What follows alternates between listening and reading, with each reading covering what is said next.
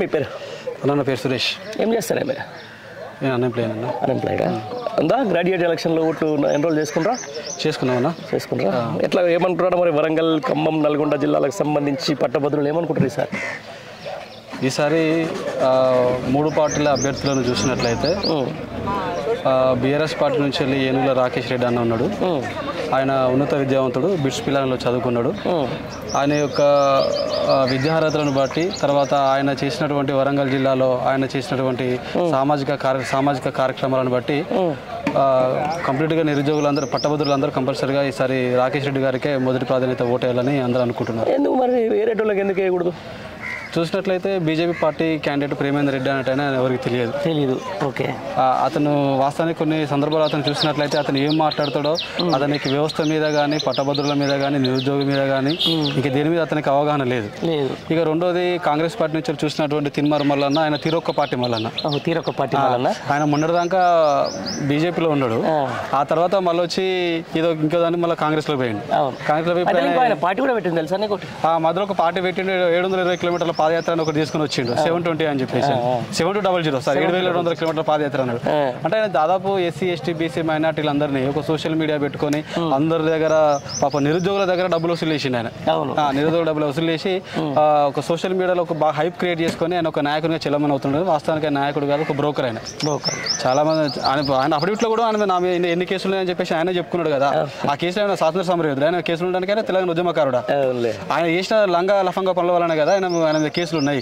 అసలు కేసు నా మీద కేసులు లంగాగానని చెప్పి ఆయన చెప్పుకుంటాను. అప్పుడే అదే ఉన్నది కదా. అంతే. కాబట్టి ఈ తిరుమల మల్లన్న అంటాడు ఒక బ్రోకరు. వాడిని ఖచ్చితంగా అసలు అన్ఫిట్ క్యాండిడేట్ చెప్పాలంటే. సీరియస్గా నేను కూడా నియోజకవర్గంలో ఉన్న కొంతమంది గ్రాడ్యుయేట్స్ను అందరిని అప్పీల్ చేసేది ఏంటంటే, సీరియస్గా చూసినట్లయితే ఈ 3 క్యాండిడేట్ల కంటే బెటర్ ఏనుగుల రాకేష్ రెడ్డి. ఇదే అంటున్నారు ఇప్పుడు ప్రభుత్వానికి సంబంధించి. ఇదే ముఖ్యమంత్రి ఏమంటాడు, పెద్దల సభ అది రియల్ ఎస్టేట్ బ్రోకర్ల సభ అయిపోయిందని చెప్పేసి అంటారు. ఇట్లాంటి ఈడేమో జర్నలిజం పేరు చెప్పుకొని ఇష్టానుసారంగా టీవీల ముందు ఎవరు పడితే వాళ్ళని అనడం వల్ల మళ్ళీ ఇప్పుడు వచ్చేసి నన్ను చంపేస్తారా, చట్టసభలకు పంపుతారా అని చెప్పేసి ఇక్కడ మాట్లాడుతూ ఉన్నారు. ఇవన్నీ చూస్తున్న తర్వాత ఒక మేధావిగా, ఒక గ్రాడ్యుయేట్ మీకు వాస్తవానికి ఆయన నన్ను శ్మశానానికి పంపిస్తారా లేకపోతే శాసనమండలికి పంపిస్తారా అని ఇది 100% ఆయన ప్రజల్ని గ్రాడ్యుయేట్స్ని బ్లాక్మెయిల్ చేయడం. ఇది అంటే నన్ను మీరు చంపన చంపులు లేకపోతే శాసనమండలికి పంపించాలంటే అయితే బ్లాక్మెయిల్ చేస్తున్నాడు కదా. డైరెక్ట్గా బ్లాక్మెయిల్ చేస్తున్నప్పుడు దీన్ని ఎలక్షన్ కమిషన్ దీన్ని సీరియస్ తీసుకోవాలి. అంటే మరి అధికారంలో ఉన్నదని చెప్పేసి ఎలక్షన్ కమిషన్ దాన్ని ఆ విధంగా చూస్తుందా లేదా తెలియదు. కానీ మొత్తానికైతే 100% అతను బ్లాక్ మెయిలర్ కాబట్టి బ్లాక్ మెయిల్ చేస్తున్నాడు అనే విషయం మొన్నటి మాటతో అర్థమైపోయింది. అంతే. చాలా చెప్పేది వరకు అంటే టీవీలో ముందు కూర్చొని అప్పటిదాకా ప్రశ్నించే గొంతుకన్నారు. ఆ తర్వాత విద్యార్థుల మీద మాట్లాడిండు. ఆ తర్వాత రైతులు కూడా రైతు బంధు అడితే చెప్పుతో కొట్టండి అని చెప్పేసి కూడా మాట్లాడారు. ఇట్లాంటి వ్యక్తిని ఇంత మేధావి వర్గం యాక్సెప్ట్ చేస్తారా? అసలు యాక్సెప్ట్ చేయొద్దు ఆయన. ఇప్పుడు మేము కూడా ప్రజలలో గ్రాడ్యుయేట్స్ దగ్గర మేము కొన్ని సందర్భాల్లో చర్చలు పెట్టినప్పుడు ఇలాంటి ఒక బ్లాక్ మెయిలర్ శాసన మండలికి, చట్టసభలకు పోయే అర్హత ఇతనికి లేదు అనేది ప్రజలు గ్రాడ్యుయేట్స్ అందరూ ఒక తీర్మానం అయితే చేసుకున్నట్టుగా కనిపిస్తుంది. అతను ఏ రకంగా కూడా సూటబుల్ క్యాండిడేట్ కాదు. గతంలో అంటే ఆయన ఏమనుకుంటున్నంటే, నేను ఒకసారి ఇండిపెండెంట్ పోటీ చేస్తే గట్టి పోటీని ఇచ్చిన, అది ఇచ్చిన, ఇది ఇచ్చిన అనుకుంటున్నాను. అప్పుడున్నంత ఉందా మనకి? లేదు, ఇది వాస్తవం.